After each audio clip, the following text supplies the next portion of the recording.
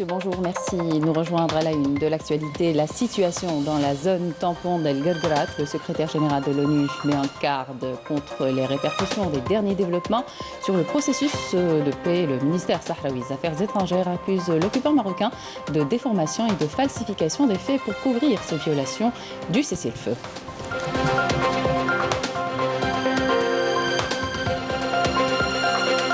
Dans l'actualité également, la journée internationale du diabète, conjoncture sanitaire oblige. Le thème retenu pour cette année, le diabète et la Covid-19. Nous pouvons nous prémunir. On reviendra donc sur la prise en charge des diabétiques en temps de coronavirus. La situation sanitaire en chiffres dans ce journal avec le porte-parole du comité scientifique de suivi de l'évolution de la pandémie du coronavirus, le docteur Jamal Fourar, qui nous exposera en détail le dernier bilan.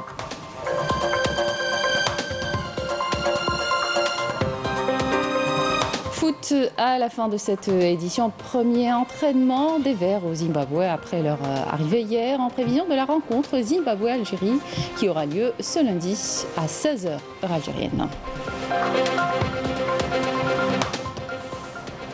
Bienvenue à tous. Le ministère sahraoui des Affaires étrangères accuse l'occupant marocain de déformation et de falsification des faits pour couvrir ces violations persistantes du cessez-le-feu dans la zone tampon d'El Guerguerat. La RAST dénonce également une complicité odieuse au sein du Conseil de sécurité. Le point de la situation avec Walid Yousfi.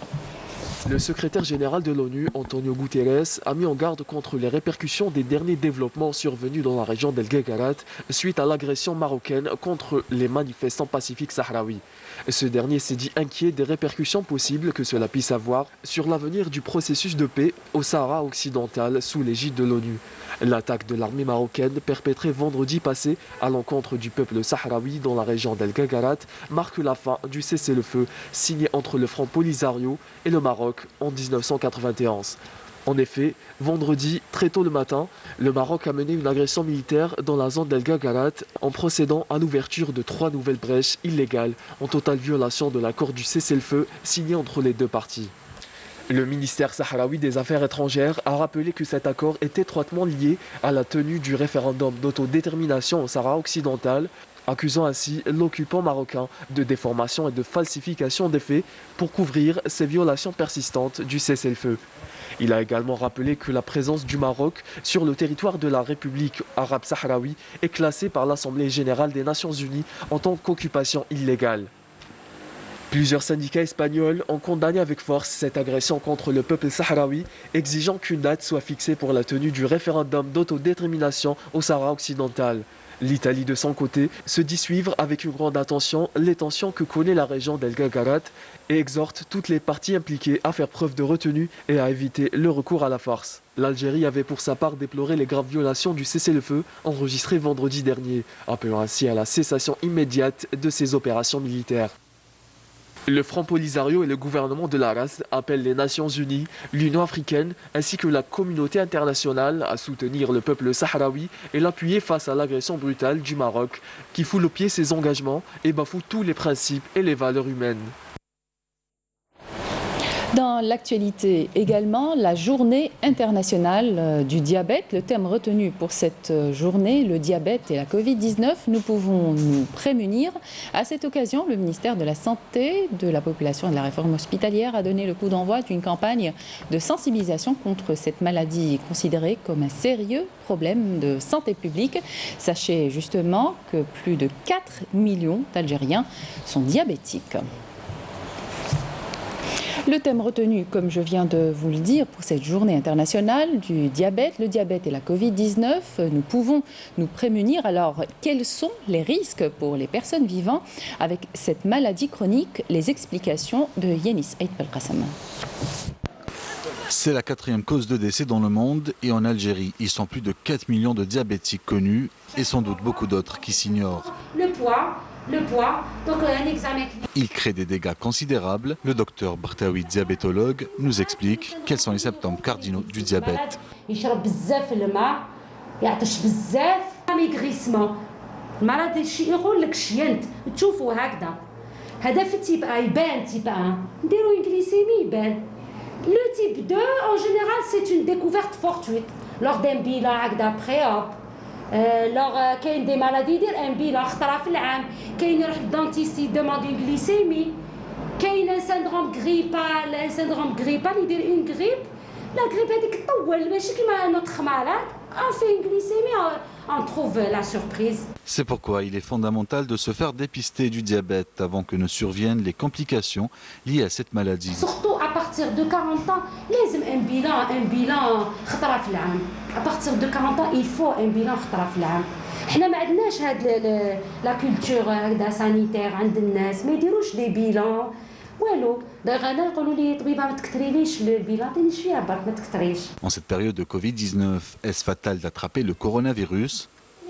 اللي عنده مالادي كرونيك ليمونيتي تاعو هابطه ناقصه، صافي يولي ما يحملش، ما عندوش لي موان دو ديفونس باش يدافع على هذاك لو فيروس.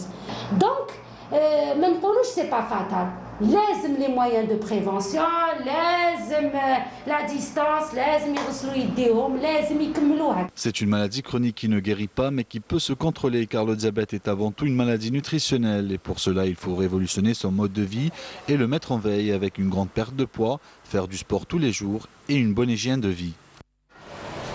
Et en ces temps de pandémie, beaucoup de malades diabétiques préfèrent éviter les hôpitaux par peur de contracter le virus, ce qui cause une instabilité glycémique chez les patients qui n'ont pas pris leur traitement. Sachez que les médecins restent mobilisés pour votre prise en charge, comme est le cas au niveau de l'établissement de santé de proximité Béchir Ladjouzi à Kouba. Rim Damis. Une mobilisation, un engagement et des sacrifices du corps médical durant cette pandémie. L'exemple, ici dans l'établissement public de santé de proximité Béchir Ladjouzi, où nous avons rencontré le staff médical qui a toujours été à l'écoute et à la disposition des patients. Dans l'établissement de santé de proximité Béchir Ladjouzi, nous avons une équipe médicale spécialisée qui prend en charge les personnes diabétiques.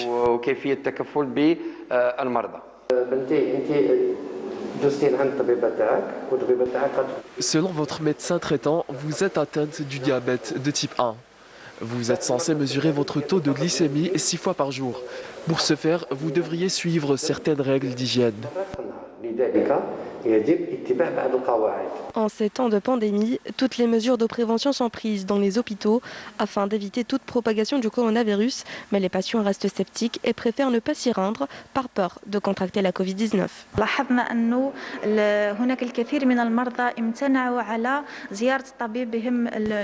Nous avons remarqué ces derniers temps l'absence totale des malades par peur de contracter le coronavirus. Ceci a causé une instabilité glycémique chez les patients qui n'ont pas pris le traitement adéquat. Je voudrais demander à tous les diabétiques de ne pas manquer les rendez-vous médicaux pour éviter toute complication due au diabète.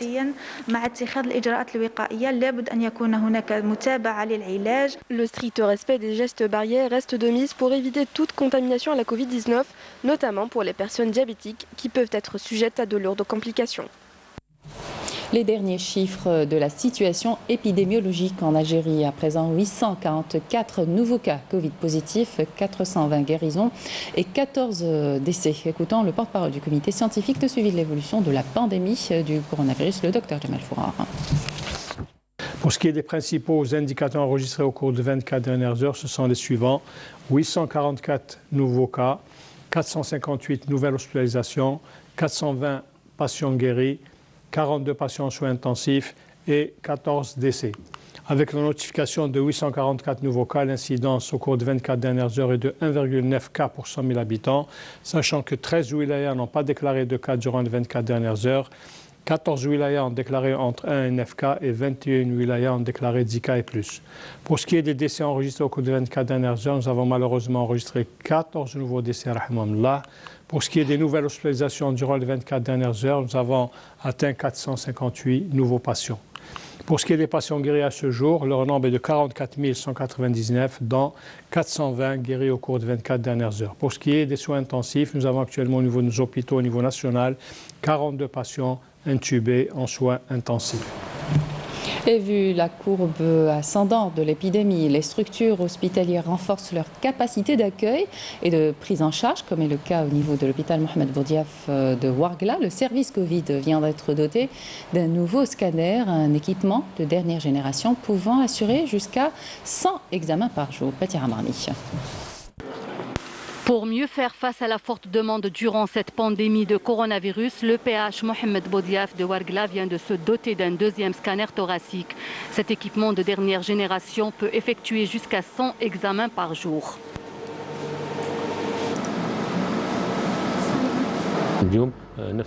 C'est un nouveau service de scanner qui vient renforcer celui déjà existant. Il permet une meilleure prise en charge des patients. Nous profitons de cette occasion pour sensibiliser les gens afin de mieux se prémunir contre la Covid-19 en respectant la distanciation physique, en portant le masque, notamment au niveau des commerces, des transports et des administrations publiques et privées. Vu la courbe ascendante de cette épidémie, tous les moyens sont mis en place pour y faire face, notamment la disponibilité des médicaments pour prendre en charge les malades et des moyens de protection pour les personnels intervenants au niveau du service Covid.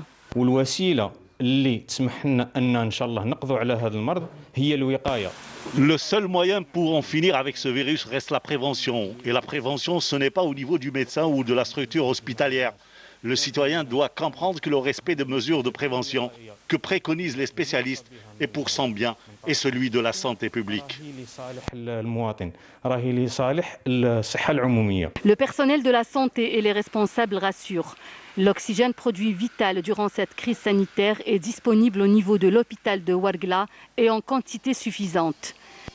Je tiens à rassurer que l'oxygène est disponible au niveau de notre établissement. Le réservoir à oxygène est doté d'une capacité de 10 000 litres, une quantité suffisante. La conjugaison des efforts de tout un chacun est plus qu'indispensable pour venir à bout de ce virus mortel. À l'étranger, plus de 1,3 million de décès liés au nouveau coronavirus ont été recensés dans le monde, selon le dernier bilan publié vendredi par l'Organisation mondiale de la santé. Le nombre de cas confirmés de coronavirus a dépassé les 52 millions dans le monde. Près d'un décès sur 5 a eu lieu aux États-Unis, le pays le plus endeuillé au monde, avec 244 345 morts. Suivent le Brésil, l'Inde, le Mexique et le Royaume-Uni. Le dialogue politique libyen sous l'égide de l'ONU doit s'achever aujourd'hui, dimanche, après une semaine d'échanges directs à Tunis qui ont pour le moment abouti à un accord sur des élections nationales en décembre 2021. 15 pays d'Asie et du Pacifique signent un accord de libre-échange promu par la Chine, l'accord commercial le plus important du monde en termes de produits intérieurs bruts. Selon des analystes, il concernera plus de 2 milliards d'habitants. Il vise à créer une gigantesque zone de libre-échange entre les 10 États. La signature de cet accord intervient à l'occasion de la clôture d'un sommet virtuel de l'Association des Nations du Sud-Est asiatique qui avait débuté jeudi, vous le savez, dans un contexte de forte crise économique en raison de l'épidémie de Covid-19.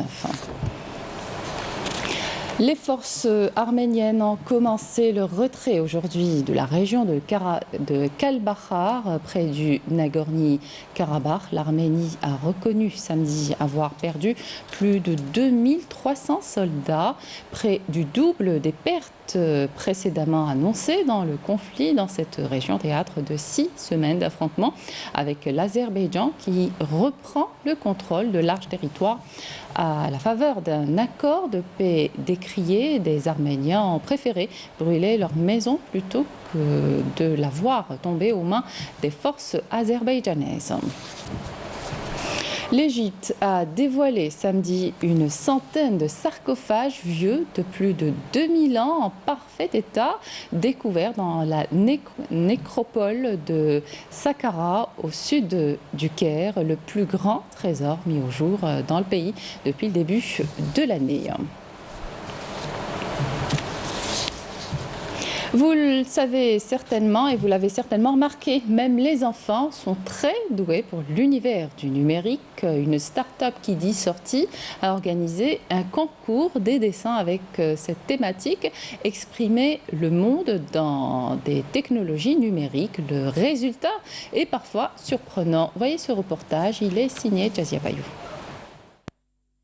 Initier les enfants aux nouvelles technologies, tel est le but de ce concours de dessin pour enfants organisé par la start-up Qui dit sortie, présidée par Madame Leila Ben Youssef, sous le parrainage du géant chinois des technologies. Nous avons demandé aux enfants d'exprimer leur monde merveilleux des nouvelles technologies et nous avons eu des dessins magnifiques. Le contenu aujourd'hui, c'est pour les enfants, les jeunesses, pour qu'ils aient le meilleur endroit de leur loisir, de leur apprentissage, de leur formation, qui sont ouverts par qui dit sortie.